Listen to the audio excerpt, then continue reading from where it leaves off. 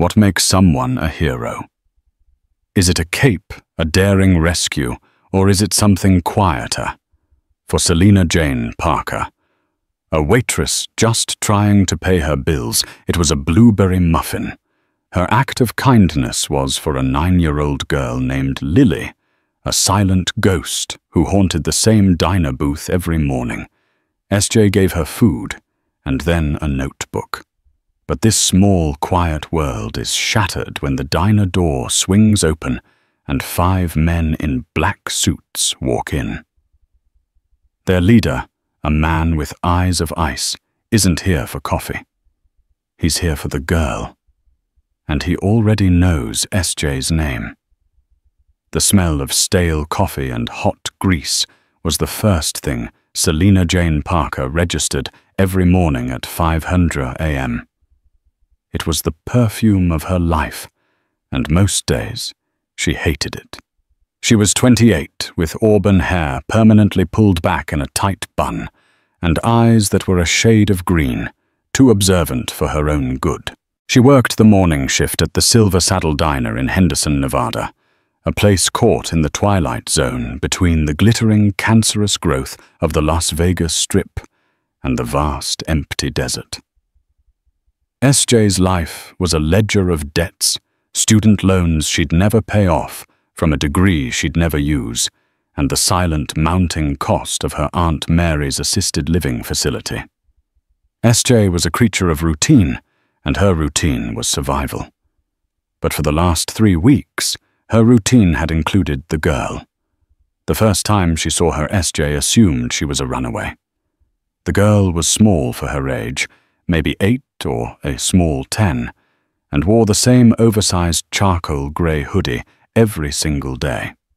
She would slip in at exactly 7:15 a.m., when the early construction rush was dying and the senior special crowd hadn't yet arrived.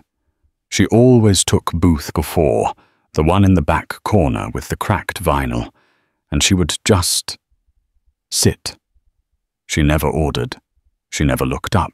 She just stared at the salt shaker, her face pale and her expression utterly terrifyingly blank. The first day, SJ watched her for 10 minutes before approaching. "Hey, sweetie, can I get you anything? Some water?" The girl flinched a violent, full-bodied jerk, as if SJ had thrown the glass instead of offering it. She pressed herself into the corner of the booth, her knees drawn to her chest, and just shook her head, her lank brown hair falling over her face. SJ, who had spent 3 years in the foster system, recognized the look. It was the look of a creature trying to make itself so small the world would forget to kick it. "Okay," SJ said softly, backing away. "No problem." The next day, the girl was back. Booth 4. 7:15 a.m. SJ tried a different approach. She had a plate in her hand, with a single, over-browned blueberry muffin, one the cook Sal was about to toss. "Darn," SJ said to the air. "Another extra. Hate to see it go to waste." She slid into the booth opposite the girl, not looking at her. She placed the muffin on a napkin and pushed it to the center of the table. "Well, I'm just going to leave this here. Sal will just throw it out otherwise." She got up and walked away, not looking back. She polished the coffee pots her back to the booth for 5 solid minutes. When she finally chanced a glance, the muffin was gone. Only a few crumbs remained. And so the ritual began. Every morning at 7:15 a.m. the girl would appear. At 7:20 a.m. SJ would find an extra muffin or a slice of day-old apple pie and leave it on the table. "Whoops, wrong order," she'd mutter, and walk away. The food would always disappear. They never spoke. SJ learned the girl's movements. She would stay for exactly 45 minutes. At 8:00 a.m. on the dot, she would slide out of the booth and vanish out to the door, moving with a speed that was almost unnatural, like a shadow rejoining the wall. SJ watched her go, a tiny figure in a grey hoodie, walking not towards the school, but in the direction of the opulent, high-walled communities of Lake Las Vegas. It made no sense. The kids from Lake Las Vegas didn't walk. They were driven in shiny black Escalades. They didn't wear threadbare hoodies, and they certainly didn't need a free, stale muffin from a stranger. SJ's curiosity began to burn into a low, protective hum. Who was this child, who looked like a ghost, but ate like she was starving? The breakthrough came on a Thursday, the start of the girl's 4th week. SJ had saved a little extra from her tips, and on her way to work, had stopped at a Walgreens. She bought a small 50-cent spiral notebook with a cartoon cat on the cover and a pack of cheap crayons. When she dropped off the morning muffin lemon poppy seed, this time she left the notebook and crayons next to it.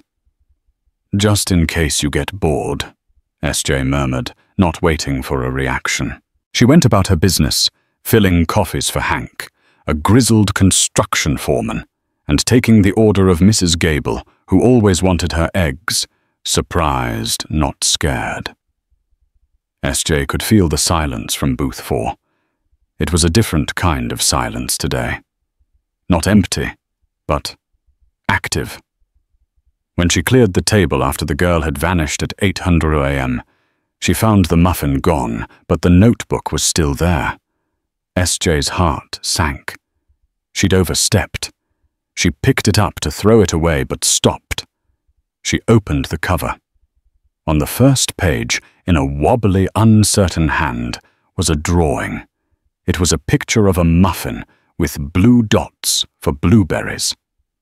Next to it, she had drawn a stick figure with a messy bun and a green apron. SJ. SJ's breath caught in her throat. She flipped the page. Another drawing. This one was just a cat. A small black cat. She flipped again. The third page was empty. The next morning, the girl was back. SJ brought the muffin and slid into the booth with her. The girl looked up, her eyes a deep, bruised violet, wide with apprehension. "You left this," SJ said, gently, placing the notebook on the table. "Your drawings are beautiful. You're a real artist." The girl stared at her. SJ took a chance. She sat down, pulling a pen from her apron. On a clean page, she wrote, "My name is SJ." She pushed the notebook toward the girl. The girl watched her unmoving. SJ sighed, thinking she'd failed. She was about to get up when a small, pale hand reached out. The girl picked up a purple crayon. Her hand trembled. She held the crayon in a white-knuckled fist, as if she wasn't sure what to do with it. Then slowly, in letters that were part print and part cursive, she wrote, L-I-L-Y.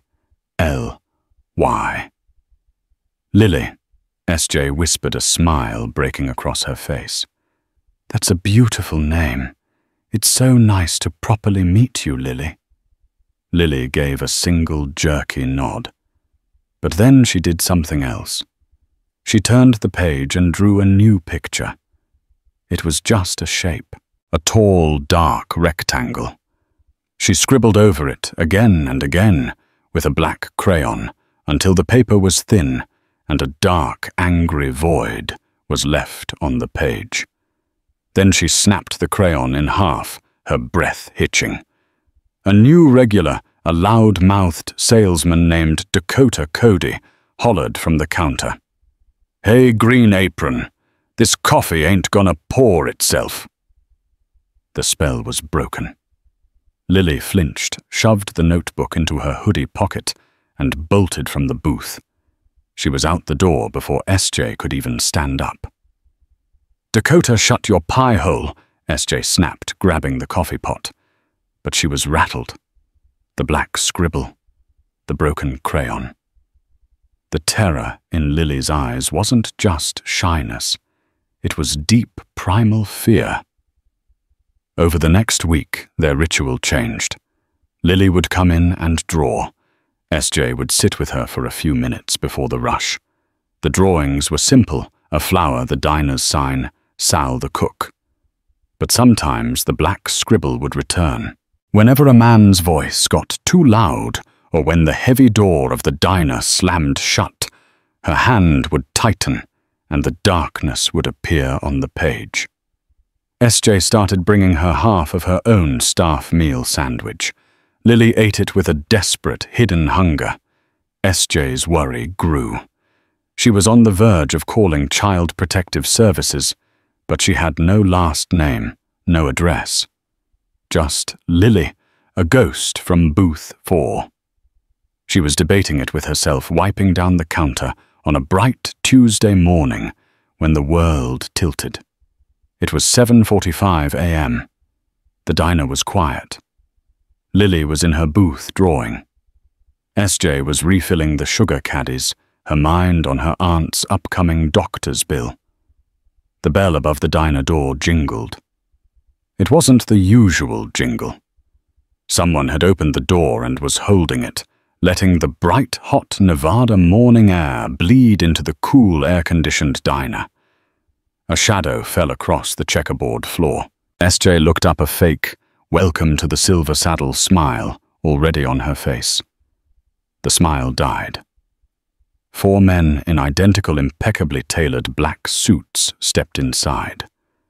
They were not Vegas tourists. They were not businessmen.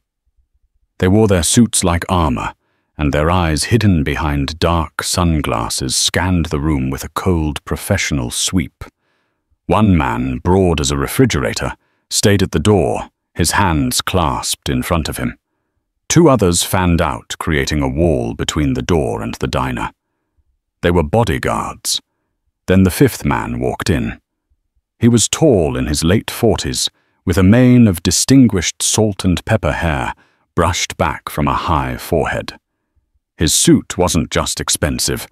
It was a work of art, a deep charcoal wool that probably cost more than SJ earned in a year. His name, she would learn, was Silas Croft. He wasn't wearing sunglasses. He didn't need to. His eyes were a pale Arctic blue, and they held an authority so absolute it sucked the air from the room. Hank, mid-bite of a pancake, froze. Mrs. Gable's coffee cup stopped halfway to her lips. Silas Croft's gaze swept the room, dismissed everyone in it, and then landed with pinpoint accuracy on booth 4, on Lily. When SJ looked at Lily, the blood in her veins turned to ice water. The girl was not flinching. She was not hiding. She was petrified. She was a stone statue of a child, her face white as chalk. The purple crayon she was holding was still poised over the notebook, but her hand was shaking so violently it looked like it might vibrate apart. She was staring at the table, refusing to look up, her breathing shallow and fast. Croft glided across the diner, his expensive leather shoes making no sound. The 2 bodyguards moved with him, flanking him. One of them, a man with a thin scar on his cheek, put a hand up as SJ instinctively moved toward the booth.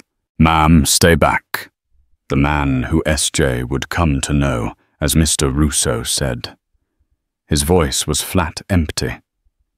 "She's just a kid," SJ stammered, her heart hammering against her ribs. Croft ignored SJ as if she were a piece of furniture.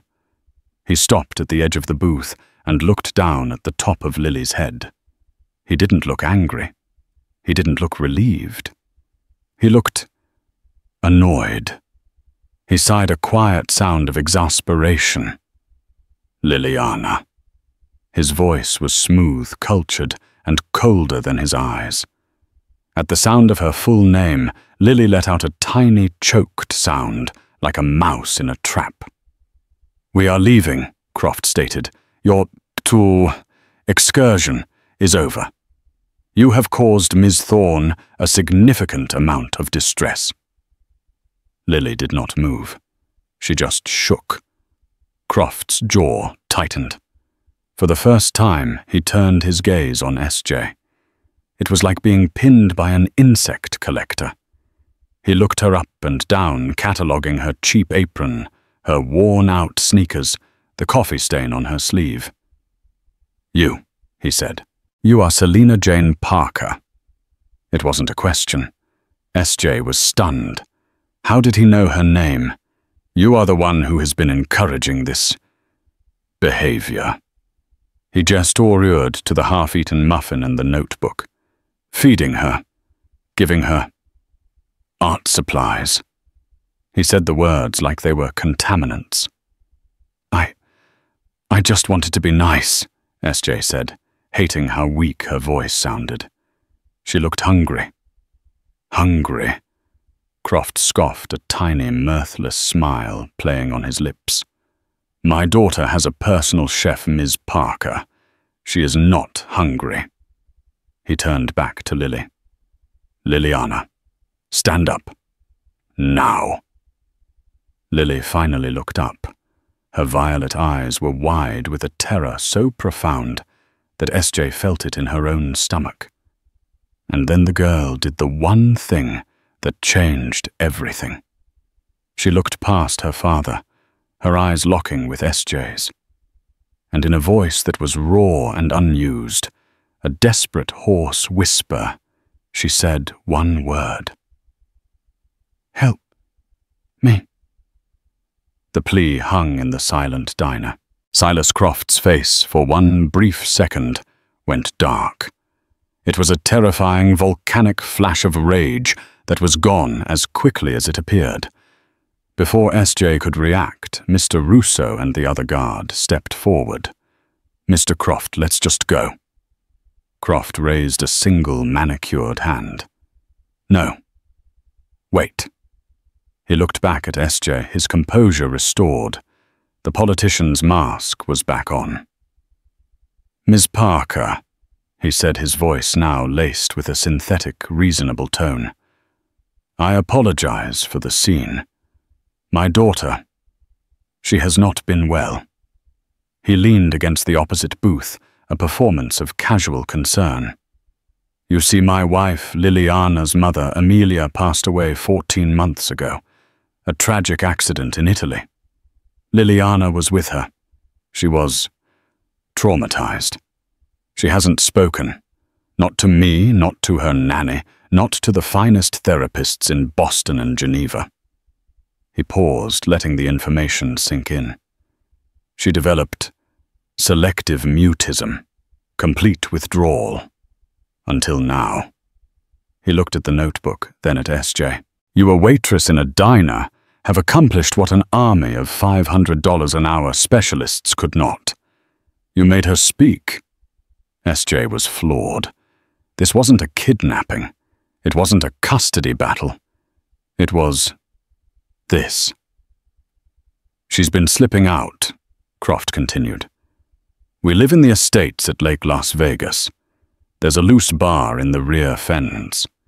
She's been walking 2 miles every morning to come here." He looked around the diner with open disgust. "To see you." He stepped closer. SJ could smell his cologne. It smelled like money and something metallic. "I am not an unreasonable man," he said.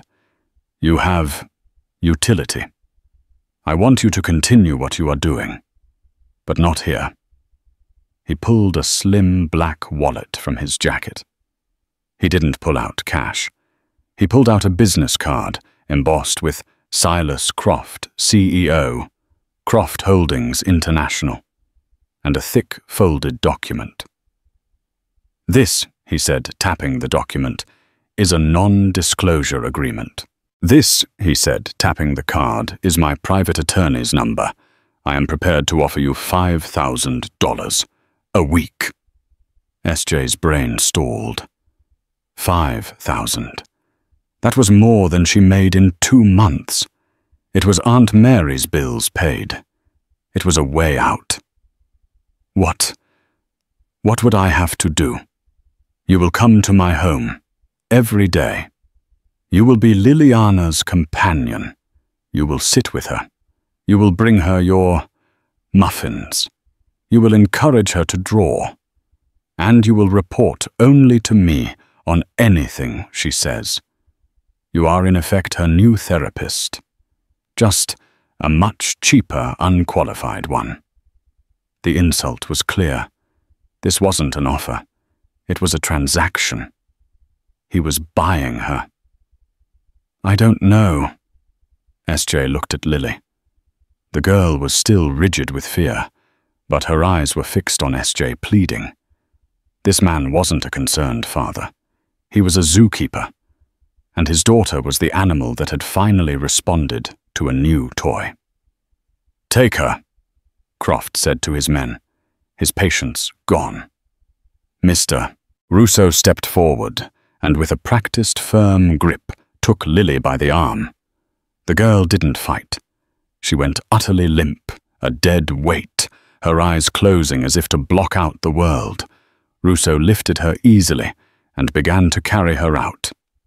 "Wait!" SJ cried out. Croft turned, one eyebrow raised.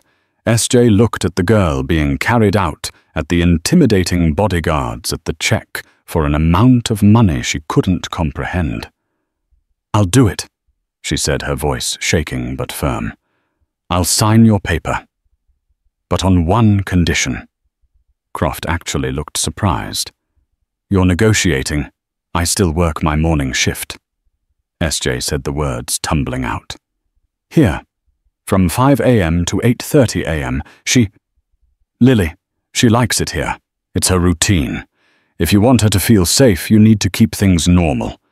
I'll come to your house after my shift, but my life, it stays mine." It was a bluff. She needed the diner. It was her grounding. It was the only place she wasn't someone else's property. Croft stared at her for a long moment. He seemed to be calculating. Finally, he gave a short, sharp nod. "Fine. The stability of the routine. I see the logic. My driver will pick you up from this place at 9 a.m. sharp, Monday through Friday. Be ready." He dropped the NDA and a pen on the counter.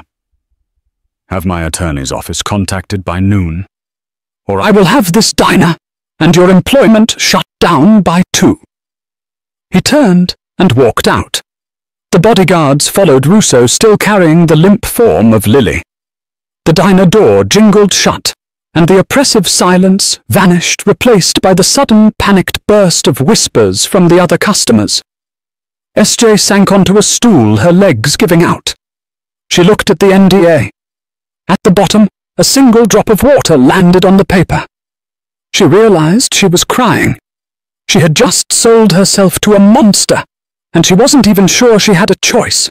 The next Monday at 9:00 a.m., sharp, a black Maybach sedan, so quiet it seemed to float, pulled up to the curb outside the Silver Saddle. SJ, her apron stuffed in her bag, got in. The driver, the same broad-shouldered man from the diner, didn't say a word. The drive to the Croft estate was a journey into another dimension. They passed through 3 separate security gates, each one more imposing than the last, before pulling up to a house that didn't look like a home. It was a sprawling, multi-million-dollar monument of glass, white marble, and cold steel, perched on the edge of Lake Las Vegas like a bird of prey. SJ was escorted inside not by a butler, but by Mr. Russo. "You will leave your personal effects here," he said, indicating a sterile locker room off the main foyer. "Your phone, your purse. You will be searched upon entry and exit." "You're going to search me?" SJ bristled. "Standard procedure," Russo said, his face impassive. The house was cold. The air conditioning was high, and the marble floors seemed to suck all the warmth from the air. There were no family photos, no clutter, no art. Just massive abstract paintings that looked angry and expensive. Russo led her to a set of white double doors. "Liliana is in the playroom. Ms. Thorne, her governess, is with her. You will remain in this room or the adjacent garden. You will not explore the house. You are on camera at all times. Understood. Understood, SJ said, feeling smaller than she ever had in her life. He opened the door. The playroom was the size of SJ's entire apartment. It was filled with every toy a child could dream of: a custom dollhouse, a mountain of stuffed animals, a state-of-the-art gaming system. And none of it was being touched. Lily was sitting at a small white table in the center of the room, her back to the door. Standing over her was a tall, severe-looking woman in a grey dress. This was Miss Thorne. "She's here." "Miss," Thorne said, her voice a clipped British accent. "Liliana, your guest has arrived." Lily didn't turn. SJ's heart ached. She took a deep breath, reminding herself why she was here. She walked over and slid into the chair opposite Lily, just as she had at the diner. "Hey, Lily," SJ said softly. From her bag, the one bag she was allowed to bring in after Russo had searched it, she pulled out a white paper bag with the Silver Saddle logo on it. "Sal said he made an extra this morning. Lemon poppy seed." She placed the muffin on the table. For the first time, Lily moved. Her head turned. She looked at the bag, then at SJ. Her eyes were dull, the spark SJ had seen completely extinguished. She was the ghost from the diner again. "Ms. Parker," Ms. Thorne said, "Liliana's nutritional plan is carefully managed. We do not allow processed sugars." "It's just a muffin," SJ said, her patience snapping. "And it's the only thing I've seen her eat with a smile. So with all due respect, Ms. Thorne, mind your business." Ms. Thorne looked like she'd been slapped. She looked toward the camera in the corner, expecting Russo to storm in. When he didn't, she simply huffed. "Very well. I shall be in the study. Do not let her overexert herself." She swept from the room. SJ and Lily were alone. "Well," SJ said into the silence, "she's fun." She pushed the muffin closer. "Go on. It's safe." Lily's hand snuck out and pulled the muffin from the bag. She began to eat, her eyes darting around the room as if expecting to be punished. "I brought something else too," SJ said. She pulled out the spiral notebook and the crayons. "You left this at the diner." She placed it on the table. For hours they just sat. SJ read a paperback she'd brought. Lily ate her muffin and simply held the purple crayon. She didn't draw. She just held it, rubbing her thumb over the waxy paper. This became their new ritual. SJ would arrive at 9:00 a.m. She'd be searched. She'd sit with Lily. She'd bring a muffin. They would exist in the sterile playroom. Two silent figures in a glass box watched over by cameras and bodyguards. SJ learned to hate the silence. It was heavy, suffocating. She learned to hate Miss Thorne, who treated Lily like a difficult assignment. And most of all, she learned to hate Silas Croft. He was never there. He was a phantom in his own home. But his presence was everywhere, in the coldness of the marble, in the fear in the staff's eyes, in the way Lily flinched every time a door opened. On the fourth day, Lily finally drew something. It was just a flower, a small purple daisy. SJ wanted to weep with relief. "That's beautiful, Lily," she whispered. Lily looked up at her, and for the first time in this house, she whispered back, "He doesn't like purple." "Who, honey, your dad?" Lily nodded. "Mummy loved it." "Your mummy had good taste," SJ said. Lily's face clouded over. She took the black crayon and began to draw the dark, angry scribble over the flower, obliterating it. "She's gone." "I know, sweetie. Your dad told me. About the accident." Lily's hand froze. She looked at SJ, her eyes suddenly sharp, analytical. "The accident." "On the boat," SJ said gently. Lily stared at her for a full minute. Then she turned the page in the notebook and began to draw her movements fast and jerky. She drew a boat on the water. It was just a simple drawing. A boat, a sun. But then she drew a stick figure. A person in the water, their arms up. And she drew another figure on the boat, looking down. He lied. Lily whispered, her voice so low SJ had to lean in. What Lily? Who lied? It wasn't a boat. Before SJ could ask what she meant, the door opened. Mr. Russo stood there. Time's up, Miss Parker. The car is waiting. Lily, in a movement so fast, SJ barely saw it, tore the page from the notebook, folded it into a tiny square, and shoved it deep into the pocket of SJ's jeans. Don't let them see, she hissed, her eyes wild with a panic SJ had never seen before. SJ's blood ran cold. She stood up, her body rigid. Okay, Lilypad. I'll see you tomorrow. She walked out of the room, Mr. Russo flanking her. She could feel the square of paper in her pocket, burning like a hot coal. She was searched at the exit. A female guard, new to the rotation, did a quick, indifferent pat-down. She missed the small folded paper hidden in the seam of SJ's front pocket. SJ didn't breathe until the Maybach dropped her at the diner. She ran to the employee bathroom, her hands shaking so badly she could barely lock the door. She unfolded the piece of paper. It was a drawing, but it was clearer, more detailed than anything Lily had drawn before. It wasn't a boat. It was a balcony. A high stone balcony. There was a woman with long yellow crayon hair, wearing a purple dress. She was falling. And behind her on the balcony was a tall stick figure in a black suit. His arms were stretched out. He was pushing her. At the bottom of the drawing in the corner was a tiny stick figure with brown hair hiding behind a large potted plant. SJ dropped the drawing. She backed against the wall, her stomach heaving. This wasn't selective mutism from trauma. It was a 9-year-old girl who had been silenced. A 9-year-old girl who had watched her father murder her mother.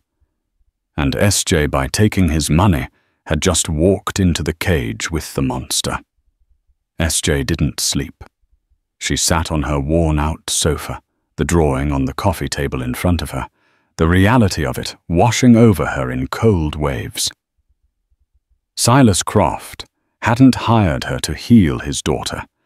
He'd hired her to control his daughter. He'd brought the one person Lily trusted inside his fortress, where he could monitor their every interaction. He was afraid Lily would talk, and he wanted to know the instant she did. And now she had. SJ was a loose end, a minimum-wage waitress who knew a billion-dollar secret. She could be crushed and no one would even notice. Her first instinct was to run, to pack a bag, get on a bus and disappear. But she couldn't. She couldn't leave Lily in that house. Her second thought was the police. She picked up her phone, her thumb hovering over 911. But she stopped. Croft wasn't just rich, he was powerful. He'd mentioned Croft Holdings International. He owned half of the new developments on the Strip. He probably had half the Henderson PD on his private payroll. What was her word and a child's drawing against a man like that?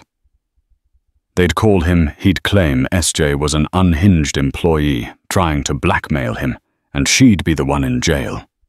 Lily would be lost forever. She needed help, not police help. Not yet. She needed someone outside Croft's sphere of influence, someone who trusted her implicitly. Her hand, still shaking, dialed a number she knew by heart. It rang 3 times, and a groggy, deep voice answered. "This better be good, Parker. It's 3 a.m. Cade, SJ whispered, relief flooding her so intensely, her knees buckled. Cody Cade Brown was the closest thing SJ had to family. They'd been in the same foster home for 2 years, 2 angry, scared teenagers who had sworn to protect each other. He'd gone military, then police. He was now a detective, but he was smart, and he was far away. "I'm in Reno, SJ." He grumbled, his voice instantly awake, sensing the panic in hers. "What's wrong? Is it Aunt Mary?" No, she's fine. Cade, I'm in trouble. It's bad, really bad. The kind of bad that people disappear." She told him everything, from the first muffin to the men in suits to the drawing. She told him the name Silas Croft. There was a long silence on the other end.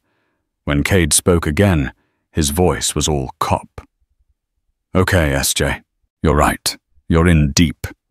Croft isn't just local money. He's international. Rumors about him have floated for years. Arms deals, hostile takeovers, you name it. But nothing ever sticks. He's clean. Too clean." "Cade," he pushed her. Lily saw it. She drew it. A drawing isn't enough, SJ. A traumatized child's testimony against a man like that. His lawyers will tear her apart. They'll say you planted the idea. "So what do I do?" SJ cried, her voice cracking. "I can't just leave her there. He knows I'm the only one she talks to. God, Cade, he'll figure it out. He'll know she told me." "No, he won't," Cade said, his voice hard. "Not yet. You're going to go back. You're going to go to the diner. You're going to get in that Maybach.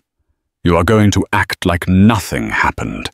You are going to be the same slightly scared but grateful waitress he hired. You understand. You are a sheep. You are harmless. It's the only thing keeping you safe right now.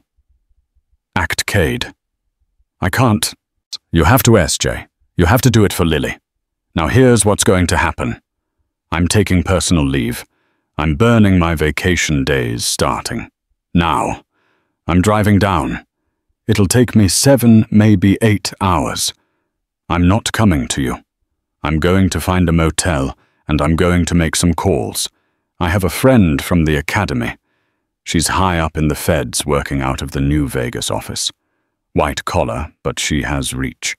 Croft is too big for local cops. This is federal. We need to get the Italian authorities to pull the file on Amelia DeLuca Croft's death. DeLuca, that was her maiden name, an old money family from Milan. Their family. They didn't like Croft. Rumor was Amelia was about to file for divorce and take the kid. That's a motive. SJ's stomach churned. The accident report. What if it's clean? It will be, Cade said grimly. Croft paid for it to be. But if the feds citing new witness testimony request the file be reopened, it'll make the Italian Carabinieri nervous. They'll re-interview people. They'll check his alibi. And they'll find that the only witness was a 7-year-old girl who conveniently went mute.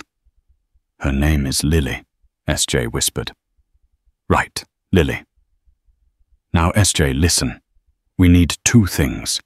We need to get Lily out of that house, and we need that drawing. Physical evidence. Scan it. Email it to me now. Use a burner email. Then hide the original. Somewhere they'll never look. Where? Not your house, not your car. Where do you go every day that's public but safe?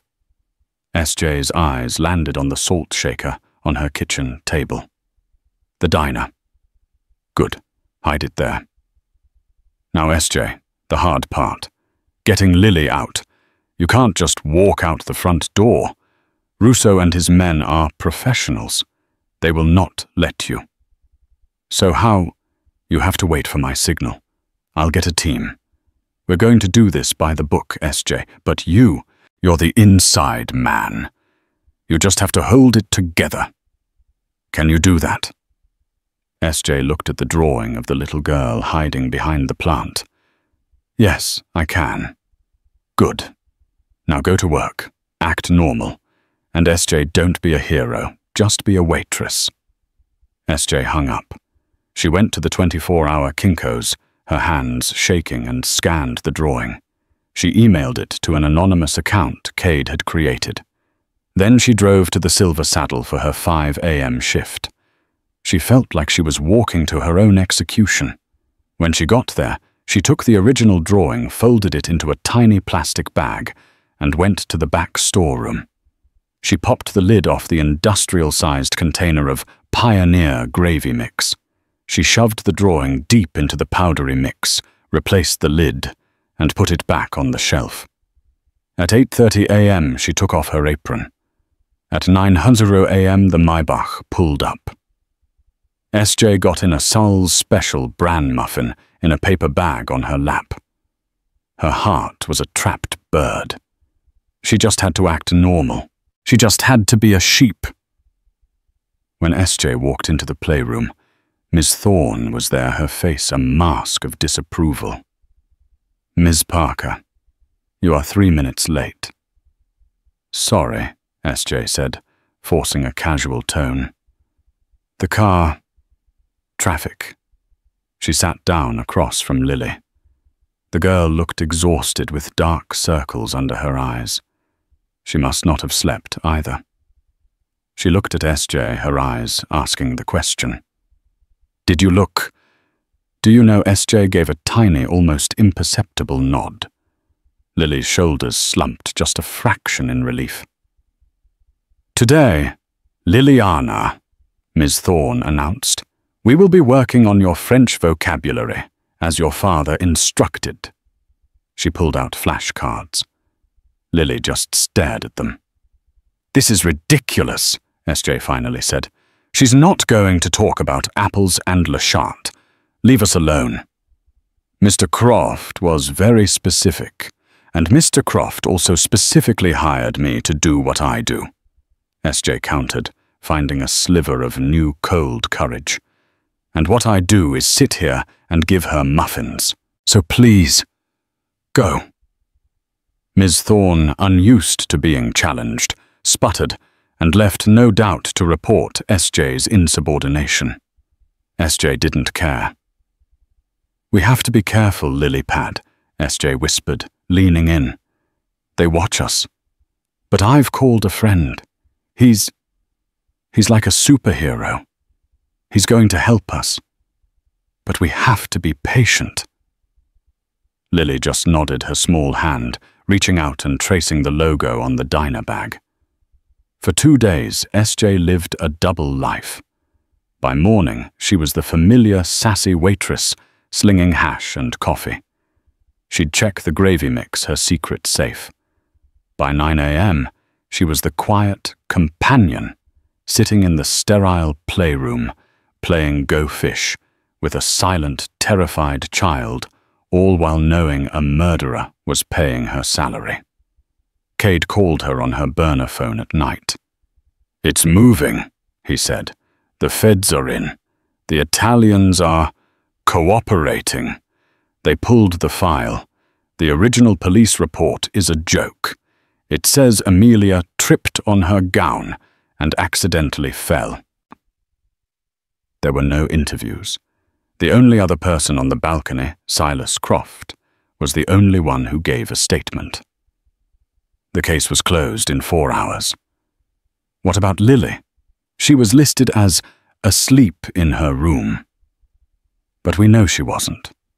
The drawing is everything, SJ. It's the new testimony. They're getting a warrant. But it's delicate. Croft has diplomatic contacts. If he gets spooked, he'll grab Lily and be on a private jet to a non-extradition country before we can even knock. So what's the plan? The plan is we have to get Lily out before we serve the warrant. We need her in protective custody, tomorrow. I have a team federal agents. We can't hit the house.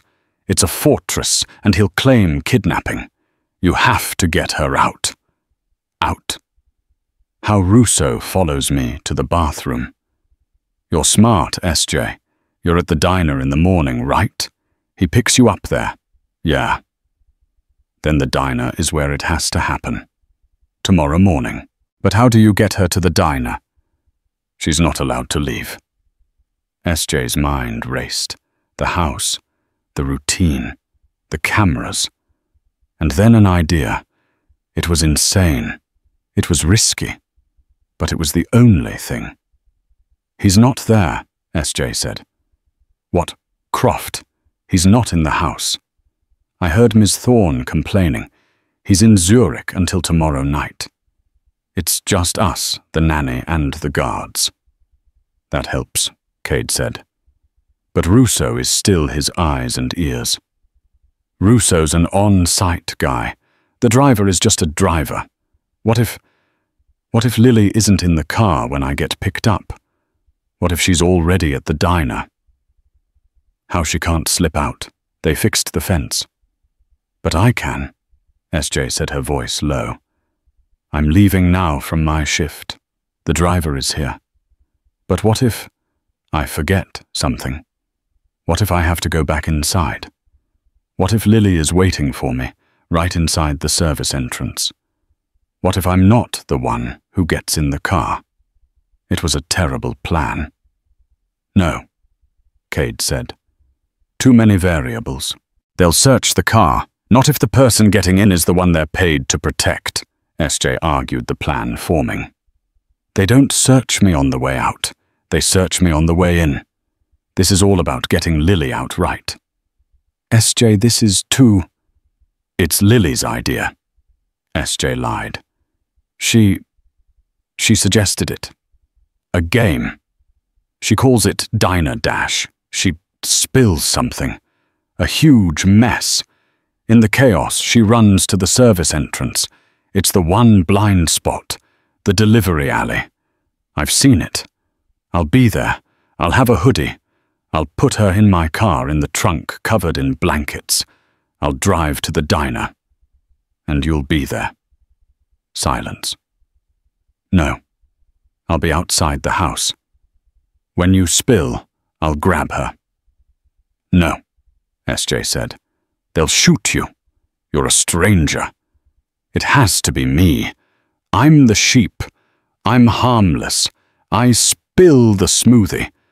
I'm frantic. I clean it up. In the mess, Lily slips out. They won't even know she's gone for 10 minutes. By then I'm at the diner. And you're waiting. Cade was quiet for a long time. It's a high-risk extraction, SJ. You're civilian. I'm not. Not anymore. I'm the only one who can. Okay, Cade said finally. Okay, Parker. The diner. 10 minutes. Be there. The next day, SJ's hands were shaking so badly, she dropped a full tray of coffee. Get it together, girl, Sal grumbled. At 3:00 p.m. she was at the house. It was time. She and Lily were in the kitchen, a rare privilege to get afternoon smoothies Ms. Thorne had blended. They were a fool. Green color. Mr. Russo was at the end of the hall watching. SJ looked at Lily. Now. Lily nodded. She took a deep breath. And then she screamed. A high-pitched, terrified wail. As she screamed, she threw her arms out, hitting the tray of smoothies in SJ's hands. Green, sticky liquid exploded all over the white marble floor. It was a spectacular mess. "Oh my God!" SJ yelled, playing her part. "Lily, are you okay?" Ms. Thorne came running. "What in heavens? My floors!" Russo was moving too. "What happened?" "I don't know," SJ cried. "She just screamed." "I'm so sorry." "It's everywhere." Russo. Miss Thorne and another guard who had appeared were all focused on the mess and on Lily, who was now sobbing real tears of terror and adrenaline streaming down her face. "It's okay. It's okay," SJ said, helping Lily up. But she was angling her, moving her away from the guards, toward the service hall. "Let's get you cleaned up. Let's get a mop. It's down the service hall, right?" "I'll get it," Ms. Thorne snapped. "You just control the child." "Come on, honey," SJ said, pulling Lily into the service hallway, out of sight. The moment they rounded the corner, SJ hissed, "Run!" They sprinted down the hall. SJ hit the bar on the steel service door, and they were out in the blinding afternoon sun of the delivery alley. SJ's 1998 Honda Civic was parked 50 yards away in the staff lot. They ran. SJ fumbled with her keys, unlocked the door, and threw Lily into the back seat, covering her with a pile of her diner aprons. An alarm started to blare from the house. "They know," SJ breathed. She jumped into the driver's seat, jammed the key in the ignition, and slammed the gas. The small car peeled out of the staff lot just as Mr. Russo burst through the service door, his gun drawn. He saw the car. He raised his arm. But SJ was already rounding the corner past the gate and onto the main road. SJ drove like a maniac, her little Honda shuddering. She didn't drive to the diner. That's the first place they'd look. "Cade!" she yelled into her phone on speaker. "Change of plan." He saw me. Russo saw the car. "We're not going to the diner. Where are you?" "I'm 2 blocks from the diner." "I don't know, I'm heading for the strip. We can get lost in the tourists." "No, bad idea. Too many cameras."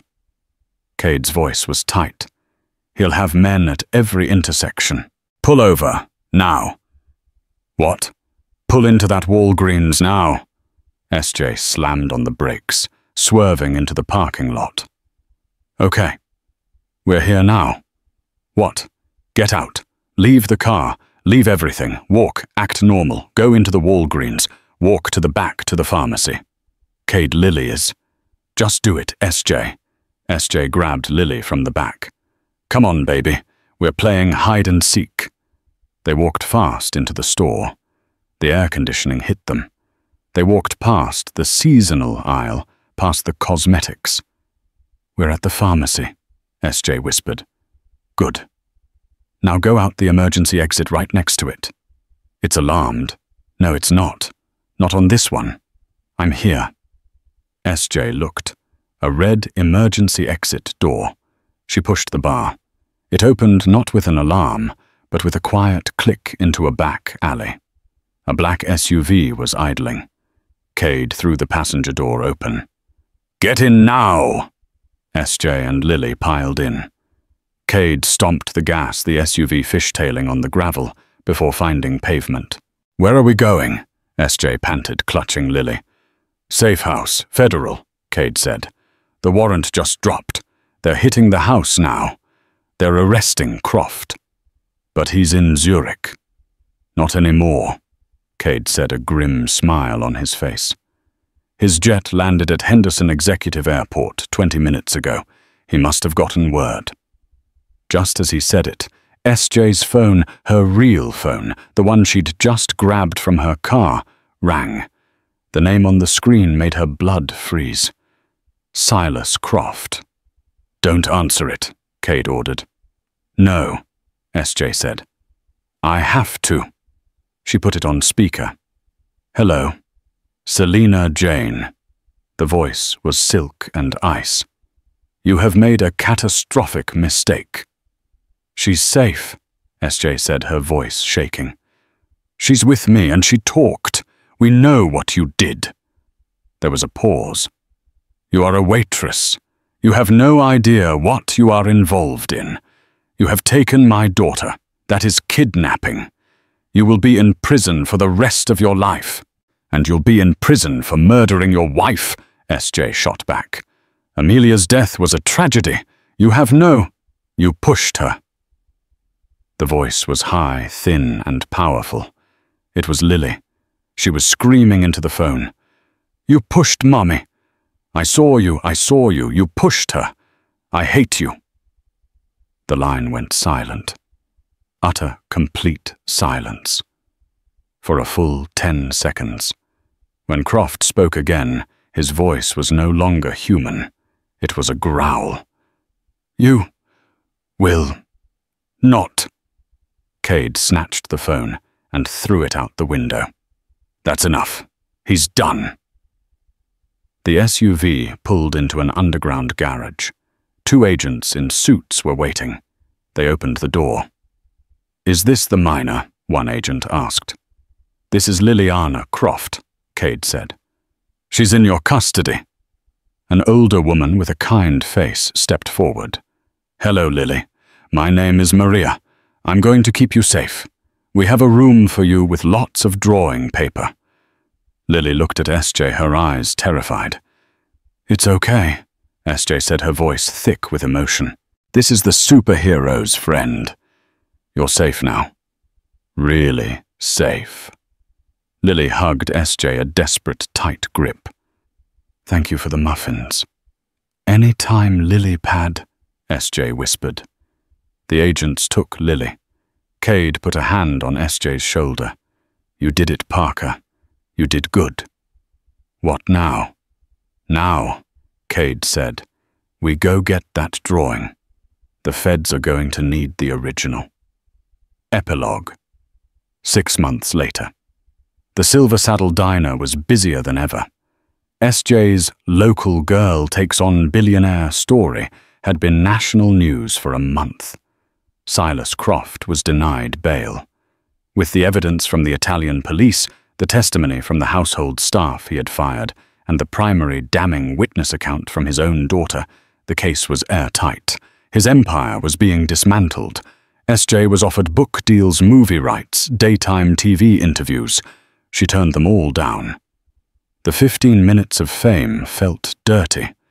She was pouring coffee for Hank when the mailman dropped the stack on the counter. "Hey, superstar," Hank grinned. "More fan mail." "Just bills, Hank," SJ said, smiling.